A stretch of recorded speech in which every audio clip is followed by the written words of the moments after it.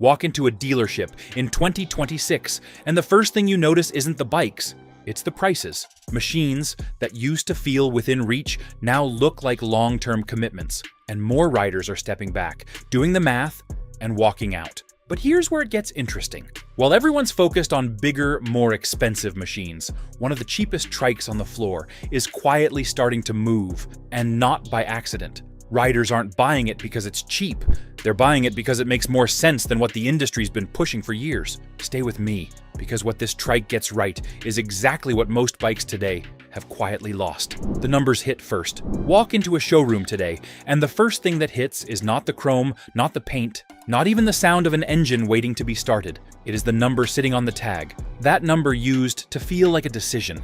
Now it feels like a calculation. Riders stand there longer, not studying the bike, but running the math in their heads before they even touch the bars. Something changed quietly, and it did not come from the machines themselves. Monthly payments have stretched into territory that used to belong to trucks and long-term financing plans. What used to be a straightforward purchase has become something that demands planning, timing, and compromise. Even riders who have been around for decades find themselves pausing, not because they doubt the machine, but because they question the commitment behind it. The hesitation is not about desire, it is about whether the machine still fits into real life. That shift carries a different kind of weight. Ownership no longer feels like something earned through years of riding. It starts to feel like something negotiated. The instinct that once guided decisions is now competing with spreadsheets and payment schedules. And when that happens, the experience changes before the engine even turns over.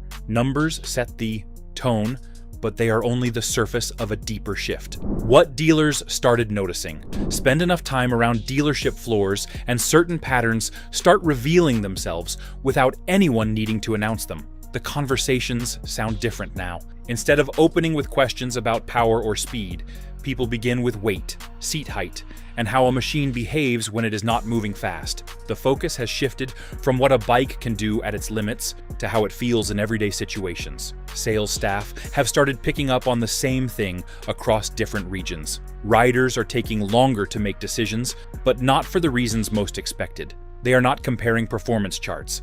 They are asking how manageable the bike feels pulling out of a parking space or navigating a tight turn. The discussion has become grounded in real use rather than imagined capability. Even where people stop on the floor has changed. Instead of walking straight toward the largest machines, more eyes linger on bikes that look easier to handle and less demanding to live with. It is not a dramatic shift. It is subtle, but consistent enough to stand out once you notice it. That kind of change does not happen by accident. Watch long enough, and the pattern begins to point somewhere specific.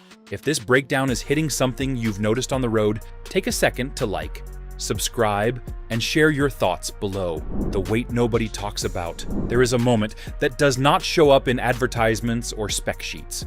It happens in a parking lot, at low speed, when the bike is no longer carried by momentum. That is where weight becomes real. Not on the highway, not on a straight road, but in the slow, controlled movements that every rider deals with more often than they admit. It is in those moments that a machine either works with you or against you. Heavier bikes demand more from the rider in ways that build over time. It is not just about strength. It is about balance, reaction, and confidence when things are not perfectly aligned. A slight lean, an uneven surface, a tight space, those small factors add up.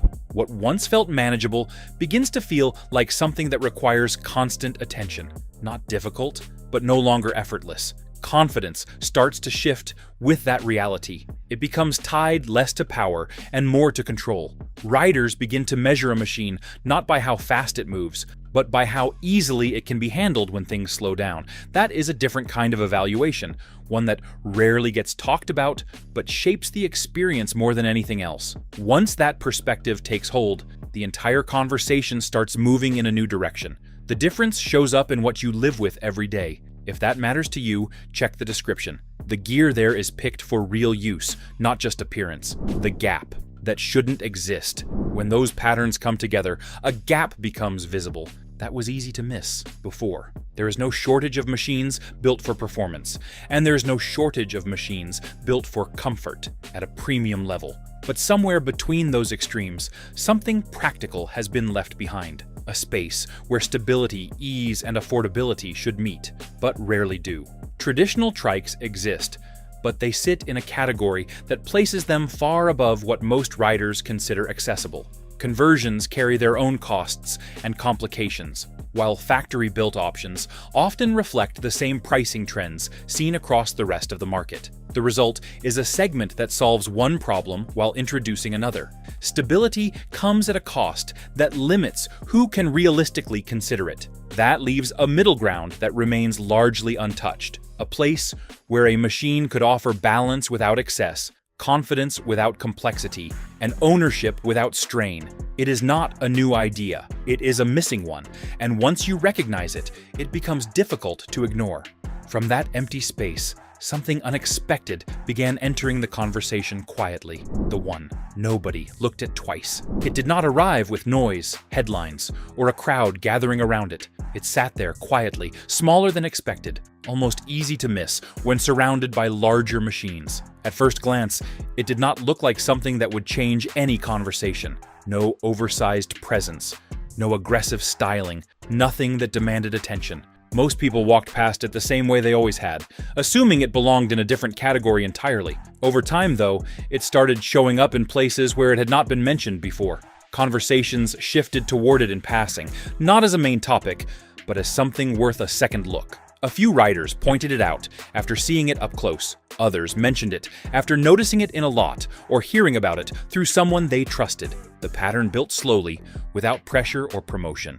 That kind of attention tends to mean something different. What made it stand out was not what it claimed to be. It was how little it tried to prove anything at all. There were no exaggerated promises or bold positioning. It simply existed, and that was enough to spark curiosity in the right kind of rider.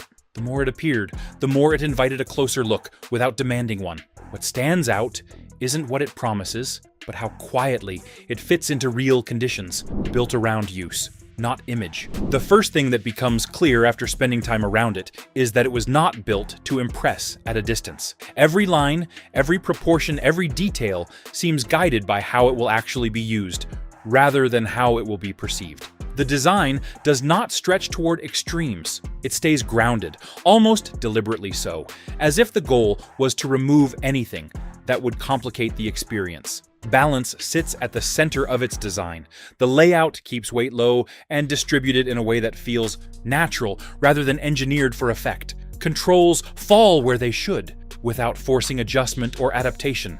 There is no sense of the machine trying to prove itself through numbers or visual impact. Instead, it feels like something shaped by real conditions and repeated use rather than a design brief focused on attention. What becomes noticeable is how little effort it takes to understand. There is no learning curve that demands patience, no feature that requires explanation before it makes sense. It presents itself as something familiar, even if the format is different. That familiarity builds confidence without needing to be earned over time. It is immediate, and that is not something most machines achieve. You recognize the difference the moment your hands settle into place, and the machine responds without hesitation. What it feels like, the first time, the first movement tells you more than any specification ever could. As it begins to roll, the feeling is not dramatic or overwhelming. It is steady, the kind of steady that removes tension, rather than creating excitement. The machine stays planted, connected to the ground in a way that does not require constant correction. It tracks forward with a calm predictability that feels natural almost immediately. Steering does not fight back or demand adjustment. It responds in a measured way, giving just enough feedback to stay aware without becoming distracting. Balance does not shift unpredictably. It remains consistent, allowing the rider to focus on direction rather than control. That difference becomes more noticeable at slower speeds, where most machines reveal their flaws. Here, it remains composed. What stands out is how quickly the experience settles. There is no period of adaptation where the rider needs to adjust their expectations. It simply works from the beginning. That kind of response changes how the ride feels, not by adding intensity, but by removing unnecessary effort. The result is a ride that feels calm without becoming dull, controlled without feeling restricted. The real shift becomes clear once the ride ends, and ownership starts to come into focus. The cost that changes the conversation. What happens after the ride often matters more than the ride itself. That is where ownership reveals its true weight, not through performance, but through what it demands over time. In this case, the demands remain low in a way that feels intentional rather than incidental. Costs stay within reach, not just at the beginning, but throughout the life of the machine. Maintenance follows the same pattern. There are no layers of complexity that require constant attention or specialized intervention.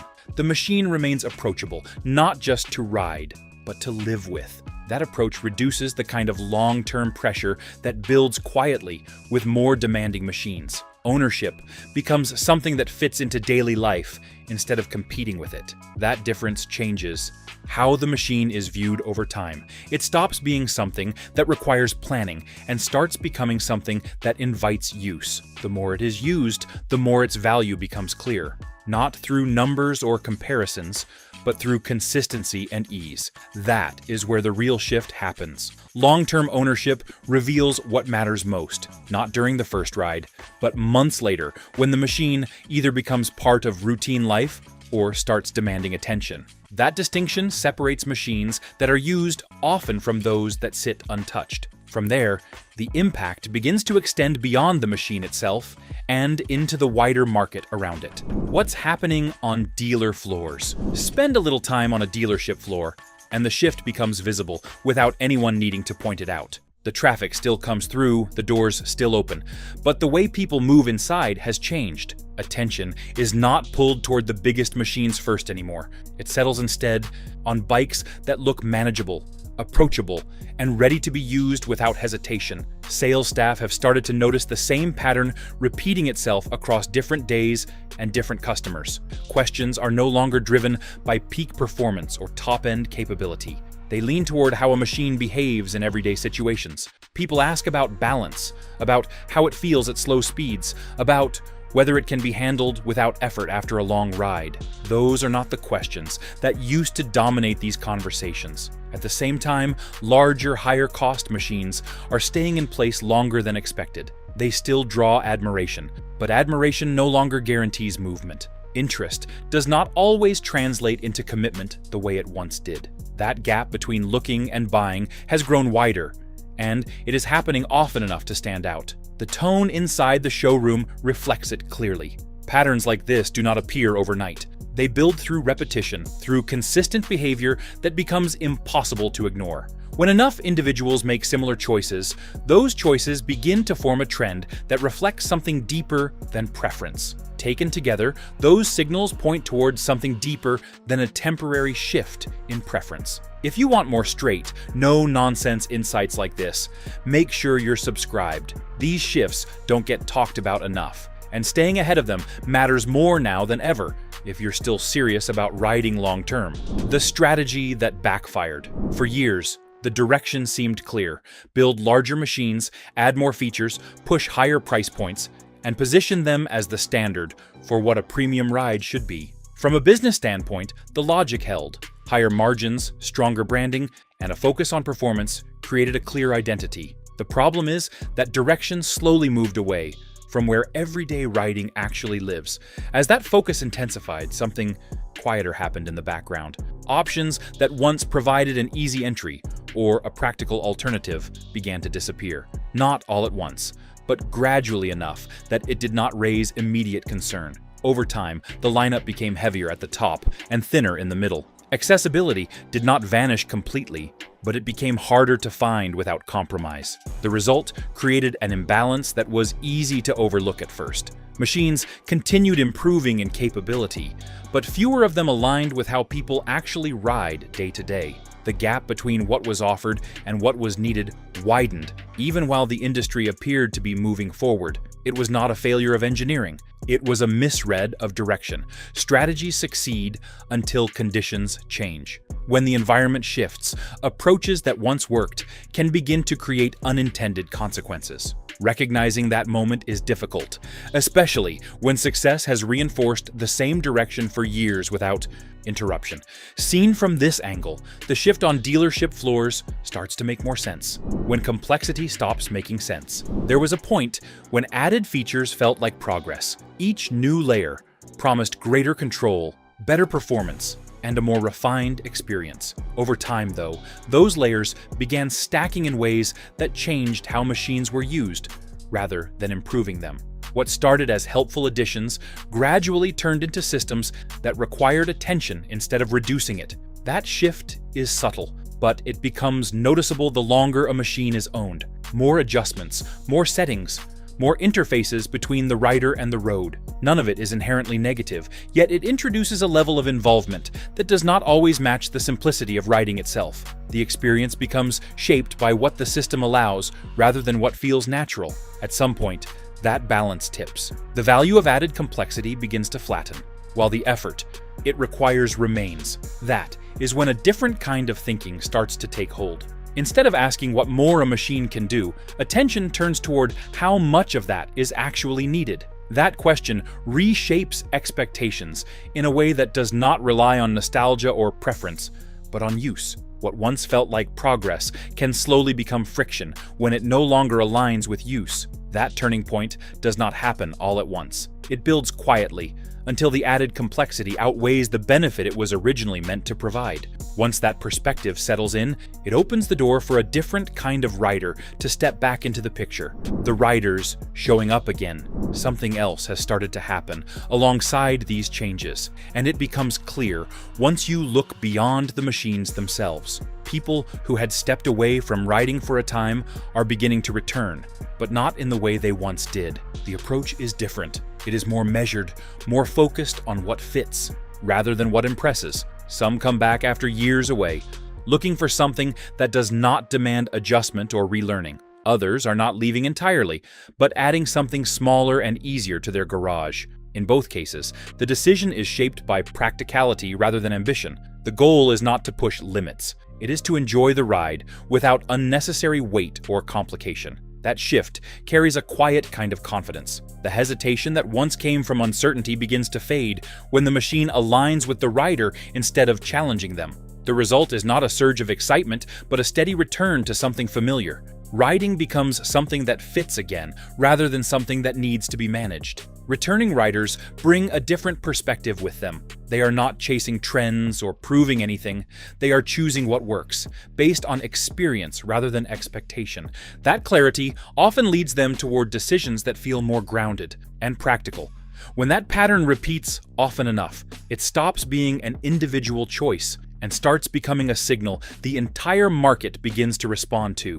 What other companies are watching. Across the industry, the signals are not going unnoticed. Product planners and regional managers study the same showroom patterns, the same inquiry logs, the same sell-through reports that dealers see every day. When attention shifts in a consistent direction, it shows up in forecasts and internal meetings long before it appears in marketing. That process is already underway, and it is shaping how the next set of decisions will be made. Early adjustments tend to be quiet. Small revisions to line up balance, subtle changes in how machines are positioned, and cautious exploration of categories that were previously overlooked. No brand wants to admit it missed something, yet the response often reveals where the pressure is building. When more resources start moving toward practical platforms, it signals recognition rather than coincidence. The challenge is not simply building something new. It is recalibrating what matters without disrupting what already exists. That requires a shift in thinking as much as a shift in design. The companies that respond first will not necessarily be the loudest. They will be the ones paying closest attention to how demand is actually changing. What matters now is not speed of response, but accuracy of direction. The wrong adjustment can repeat the same mistake in a different form. The right one restores balance without overcorrecting, and that difference will define the next generation of machines. Outside forces, however, are shaping this direction just as strongly as anything happening within the industry. The reality outside the showroom, beyond the walls of any dealership, a broader set of conditions is influencing how machines are chosen and used. Rising costs across daily life have changed how discretionary spending is approached. Decisions that once felt routine now carry more weight, not because interest has faded, but because priorities have tightened. That shift does not eliminate demand, it refines it. Buyers have become more selective, but not in the way many expected. The focus is less on maximizing performance and more on minimizing unnecessary expense. That does not mean settling for less. It means choosing differently. The emphasis moves toward value that holds up over time rather than appeal that fades after the purchase. Image still matters, but it no longer leads the decision. It follows it. Machines are judged first by how they fit into everyday use, and only then by how they present themselves. That reversal changes how products are evaluated long before they reach the road. It is not a rejection of identity. It is a reordering of priorities. This pressure does not come from trends or opinions. It comes from daily reality shaping every decision. When priorities shift at this level, they do not reverse easily. They become the foundation for how future choices are made across the entire market. With that shift in place, ownership begins to take on a different meaning altogether. Ownership feels different now. What it means to own a machine has quietly evolved. The measure is no longer centered on how it looks parked or how it compares on paper. It is defined by how often it is used and how easily it fits into regular routines. Frequency becomes a clearer indicator of value than specification. A machine that invites consistent use carries more weight than one that impresses only in certain moments. That change reframes expectations in a practical way. Instead of asking whether a bike can do everything, attention turns to whether it does what matters without complication. Ease of use becomes a deciding factor, not an afterthought. When a machine aligns with daily patterns, it stops feeling like an obligation and starts becoming part of the routine. Over time, that alignment builds a different kind of connection, not one based on extremes, but one built on reliability and consistency. The machine earns its place through use rather than reputation. That shift does not diminish the experience. It grounds it in something more sustainable. Ownership now reflects how well a machine fits into life rather than how much it stands out. The emphasis moves from display to function, from occasional use to consistent presence. That difference changes not just decisions, but long-term satisfaction with the machine. Seen from this perspective, the larger movement begins to point toward a deeper conclusion, the quiet correction. What appears on the surface as change is, in many ways, a correction. The trajectory did not break suddenly. It drifted, gradually moving away from the conditions that defined everyday riding. As that distance grew, the gap between expectation and reality widened until it became visible. The current shift is not introducing something entirely new. It is bringing things back into alignment. That distinction matters. Innovation suggests forward movement into unknown territory. What is happening here feels different. It reflects a return to fundamentals that were never meant to be replaced. Balance, usability, and consistency are not new ideas. They are the foundation that sustained the experience long before layers of complexity were added. When those elements reappear in a meaningful way, they do not feel revolutionary. They feel familiar. The response they generate is not surprise, but recognition. A sense that something has settled back into place after being out of balance for too long. That kind of adjustment does not announce itself loudly. The correction is not about going backward or rejecting progress. It is about restoring proportion between what matters and what was added along the way. When that balance returns, the experience becomes clearer, simpler, and more aligned with how riding was always meant to feel. What's happening here isn't loud, and that's exactly why it matters. The biggest shifts in riding rarely come from the machines everyone talks about. They come from the ones that quietly make more sense. This isn't about chasing trends or settling for less. It's about choosing something that actually fits the way you ride today. Now, I want to hear from you. Have you noticed this shift, or are riders missing the bigger picture? If you got value from this, hit like, subscribe for more straight, no-nonsense breakdowns, and share your take below.